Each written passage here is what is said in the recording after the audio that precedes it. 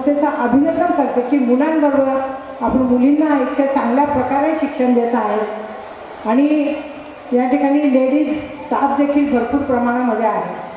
जे काही कॉलेजचे जे शिक्षण आहे, इतरही आर्ट्स कॉमर्स आपल्याला काढायचं असेल किंवा बी एड काढायचं असेल तरी देखील आपण मला सांगा, आपण त्याला मंजुरी निश्चितपणे मिळवून देऊ शकतो.